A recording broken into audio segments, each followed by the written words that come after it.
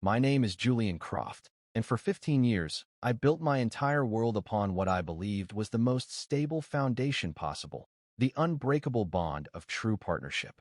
Together with Marcus Thorne, my university roommate and closest friend, I had transformed Ether Innovations from a wild, caffeine-fueled idea sketched on a whiteboard in a dusty garage into a genuine pioneering force in the sustainable energy sector. I was the public architect, the charismatic frontman whose passion could light up a boardroom and secure millions in funding with a single, well-practiced pitch. Marcus was the private genius, the quiet, intensely focused engineering savant whose mind could bend physics to his will, the sole architect of our revolutionary Ether Core battery technology, a power source so efficient it promised to reshape entire industries. Our success was a beautiful symphony of complementary skills, a brotherhood forged in all-night coding sessions, shared pizzas, and the euphoric victories of landing our first major client. Then, the unthinkable happened. A catastrophic, late-night fire erupted at our primary prototype facility. The blaze was ferocious and total, an inferno that consumed not only the building but our sole, priceless, functional Ether Core unit, the physical, working proof of everything we had promised investors and the world. The official fire marshal's report concluded it was a tragic accident, a perfect storm of faulty wiring and highly combustible packaging materials. The insurance payout was substantial, but it felt like blood money. Without the prototype to demonstrate to our increasingly anxious investors, confidence evaporated overnight. Our stock price entered a death spiral, a terrifying plunge that wiped out our market capitalization in a matter of days. In the ensuing chaos, Marcus, visibly distraught and citing extreme psychological stress, took a sudden, indefinite leave of absence. I was left alone on the burning deck, fighting a desperate, losing battle to hold the shattered pieces of our dream together. The whispers in the industry started immediately. Croft couldn't manage the scale. He was in over his head. He oversaw a fundamentally flawed operation. We were forced into a desperate, humiliating fire sale.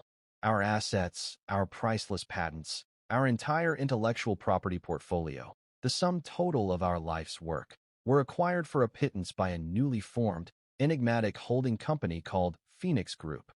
I was utterly ruined, financially bankrupt and reputationally scorched. I became the industry's cautionary tale, the CEO who had spectacularly crashed a billion-dollar promise into the ground. A year later, adrift and disillusioned, I was in a dimly lit bar when I stumbled upon Liam, a former Ether Lab assistant. He was drunk, bitter, and visibly drowning in guilt. Under the weight of his conscience and one too many whiskeys, he confessed in a hushed, terrified whisper. The fire wasn't an accident. Marcus had paid him $50,000 in untraceable cryptocurrency to rig a specific electrical panel, to create the perfect, plausible catastrophe. The Phoenix Group was Marcus's own secret creation. He had coldly and meticulously orchestrated the entire collapse, faked the failure, and then swooped in like a vulture to buy his own life's work back for pennies on the dollar, surgically cutting me out of the legacy we had built together. The betrayal was so profound, so meticulously cruel, that it felt like a physical amputation of my past. He hadn't just stolen my company. He had weaponized our friendship, our shared struggle, using my trust as the very kindling for his own avaricious rise. In that moment, my grief did not turn to hot, blinding rage, but solidified into something far more dangerous, a cold, diamond-hard resolve. I made a silent vow to myself, there in the stale air of that bar. I would not seek a messy, emotional revenge. I would become a ghost in his machine. I would study his new empire with the patience of a predator, and I would build something new, not merely to compete, but to architect the exact same kind of devastating, impersonal, and total collapse he had inflicted upon me. His new kingdom, built on my ashes, would become the fuel for my phoenix. I vanished completely from the life and the social circles I had once known. Using the last remnants of my personal savings, a separate, emergency fund Marcus had no knowledge of or access to, I rented a sparse, echoey warehouse in a forgotten industrial park on the outskirts of the city. It was a hollow, ironic mirror of the very garage where our shared dream had begun. My revenge required two fundamental pillars: a new, completely untraceable identity, and a technological product so demonstrably superior it would render his stolen ether core technology obsolete. I became J.C. Ryan, a reclusive, eccentric inventor with a radical, almost heretical approach to energy storage. My weapon of choice would be a new battery architecture that made his ether core look like a primitive relic. I knew the ether core's design intimately. I had been Marcus's primary sounding board for years, helping him brainstorm its foundational concepts and commercial applications.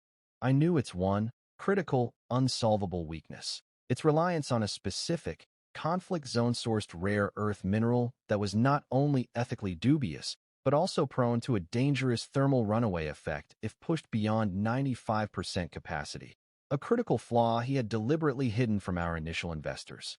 My new design, which I christened the Helios Matrix, would use a proprietary, stable, and abundantly available composite material, making it safer, cheaper, more powerful, and ethically unimpeachable. For 2 long, grueling years, I lived like a monastic scientist. My world shrank to the 4 walls of my warehouse, the constant hum of servers, and the intricate, frustrating, and exhilarating dance of advanced chemistry and electrical engineering. I perfected the Helios Matrix, filing the patents under a complex, layered web of shell companies and anonymous offshore trusts designed to withstand the most rigorous scrutiny. I built a fully functional, industrial-scale prototype in absolute secrecy, its existence known only to me. But a revolutionary technology, I knew, is a useless sword without a powerful army to wield it. I needed to infiltrate his world, to strike from within his own fortress. Using the meticulously crafted J.C. Ryan persona, I began a calculated, multi-phase campaign. First, I published a series of dense, brilliantly argued white papers on obscure but influential scientific forums and industry newsletters. These papers subtly but devastatingly outlined the fundamental flaws, future liabilities, and inherent limitations of the ether core's design. This established Ryan as a critical, visionary voice that the industry began to take seriously, a ghost in the machine whose critiques were too technically precise to ignore. Then, I made my master move. I reached out, as Ryan, to Spartan Ventures, Marcus's most important and notoriously ruthless investor. I presented the Helios Matrix not as a direct competitor, but as a necessary, complementary technology that could de-risk their entire, massive investment in Phoenix Group by solving the very supply chain and safety issues that secretly plagued Marcus's operation. They were dazzled. They saw Orion and the Helios Matrix as the ultimate insurance policy they desperately needed. They began to pressure Marcus heavily, using their considerable financial leverage to acquire my company, to neutralize the emerging threat and secure the groundbreaking technology for themselves. The irony was so exquisite it was almost painful. Marcus, now the arrogant, celebrated CEO of the Phoenix Group, was being forced to negotiate across a virtual table with me, his discarded and ruined partner, for the very invention that would save the company he had stolen from us. We met over a secure, encrypted video link, my face digitally obscured and my voice carefully modulated. He didn't recognize me. He was condescending, trying to lowball the difficult, mercurial genius, J.C. Ryan. I played the part to perfection, stalling the negotiations, making unreasonable demands, and generally frustrating him at every turn, all while Spartan Ventures grew increasingly impatient and vocal about his lack of progress. I was a ghost, silently and expertly sowing seeds of discord and doubt within his own boardroom, using his most powerful investor as my unwitting, impatient puppet. The final act was a masterpiece of corporate theater, a dramatic performance I had mentally rehearsed and refined 1,000 times in the silence of my warehouse. I, in the persona of J.C. Ryan, made a very public and shocking announcement through a major tech news outlet. I was unilaterally terminating all acquisition talks with the Phoenix Group, citing a fundamental lack of visionary leadership and an unacceptable corporate tolerance for technological obsolescence. The tech press pounced on the story, creating a whirlwind of negative speculation around Marcus's leadership. Simultaneously, in a perfectly coordinated move, I announced the formal launch of my own company, Helios Unlimited, and revealed a landmark, exclusive partnership with none other than Spartan Ventures, who had publicly and decisively abandoned Marcus to fund me entirely. The news sent immediate and violent shockwaves through the entire industry. Headlines blared, Phoenix rising from Ether's ashes, and Spartan Ventures bets big on the new king of energy. Marcus's stock began a slow, steady, and terrifying bleed, erasing millions in value by the hour. But I was not finished.